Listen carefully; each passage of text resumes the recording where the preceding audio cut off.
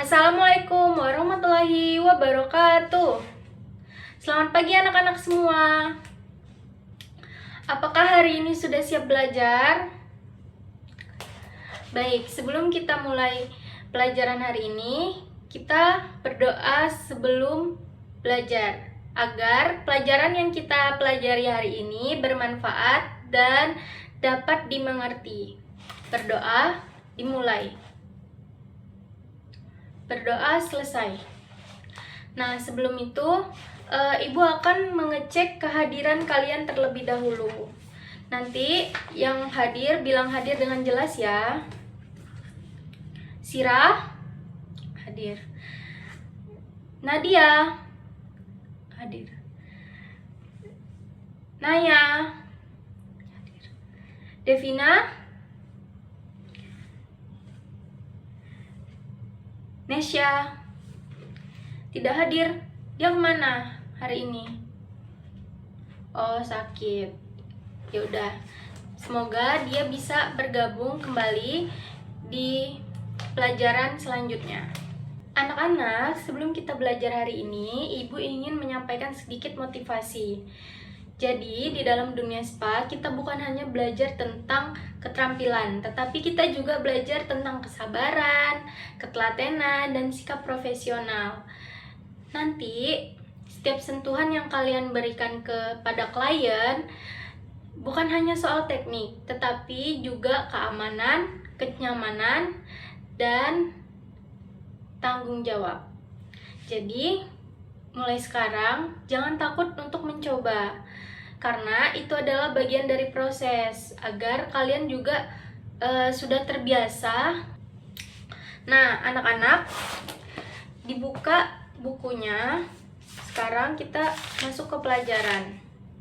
Nah, jadi minggu kemarin kan Ibu sudah menjelaskan sedikit ya tentang SPA. Apa di sini masih ada yang ingat SPA itu apa sih? Tujuan dari SPA itu apa sih sebenarnya? Masih ada yang ingat di sini? Oke, jadi Ibu akan menjelaskan lagi. SPA itu adalah kepanjangan dari Solus per Aqua. Nah, manfaat SPA sendiri itu banyak. Pertama, bisa mengurangi ketegangan otot. Kedua, mengurangi beban di tubuh. Ketiga, bisa merelaksasi badan. Terus juga bisa mempercantik diri. Jadi banyak sekali manfaat SPA. Nah, di sini alat dan bahan SPA itu biasanya ada minyak zaitun atau minyak pijat juga bisa. Terus ada handuk, air hangat, dan juga kamisol. Bisa juga pakai aromaterapi ya. Langkah-langkah yang harus kita perhatikan di dalam SPA ada persiapan alat dan bahan dulu pertama. Kedua, terapis harus dalam keadaan bersih dan rapi. Jadi kalau misalnya kalian yang tidak berjilbab, bisa diikat rambutnya, dikuncir atau dicepol. Nah, terus juga kita harus menganalisis kondisi kulit klien dulu. Itu sangat penting ya anak-anak sebelum melakukan pemijatan. Terus yang terakhir ada melakukan teknik massage. Nah, tadi kan Ibu sudah bilang kalau sebelum kita melakukan pemijatan kita harus menganalisis kondisi kulit klien dulu. Ada yang tahu kenapa itu penting? Karena sebelum kita melakukan pemijatan, kita harus tahu dulu apakah badan klien kita ini sedang dalam keadaan capek atau lelah atau di tubuhnya ada luka. Nah, itu sangat berbahaya ya untuk dilakukan pemijatan. Dan juga kita harus tahu kondisi jenis-jenis kulit klien, apakah kulitnya tuh normal, kering, atau berminyak. Terus kita juga tahu treatment apa sih yang cocok untuk klien kita ini dan produk apa aja yang cocok. Siapa tahu kan juga ada yang alergi dengan produk tertentu. Jadi kita bisa menghindari resiko iritasi atau kesalahan produk. Di sini ada 6 jenis spa. Yang pertama itu ada research spa. Biasanya research spa ini ada di resort. Nah, biasanya ini untuk tamu-tamu di resort. Jadi bukan hanya buat liburan juga. Mereka bisa menikmati suasana untuk relaksasi juga. Terus yang kedua ada day spa. Nah, day spa ini untuk memberikan layanan dalam waktu singkat. Jadi mereka tidak menginap, klien tidak menginap. Terus nanti pulang di hari yang sama setelah melakukan pemijatan atau massage. Terus yang ketiga ada hotel spa. Nah, hotel spa ini berada di hotel, terus untuk tamu-tamu hotel yang sedang menginap atau yang sedang berlibur ya.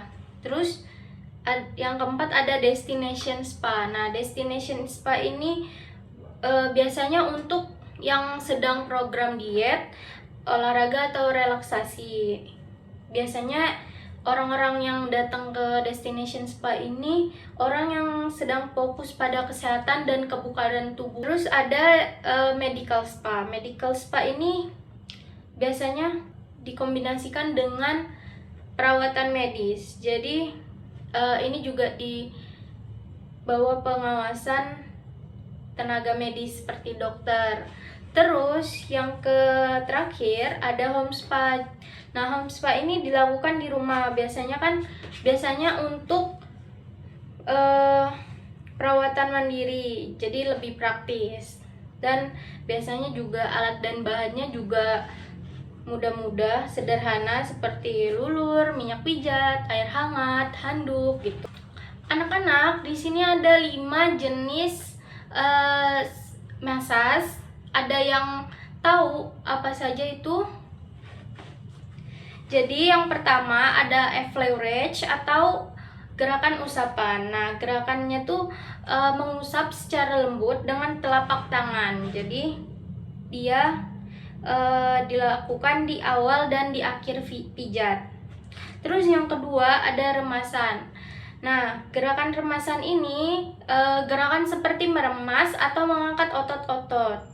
Jadi teknik ini untuk mengurangi ketegangan otot.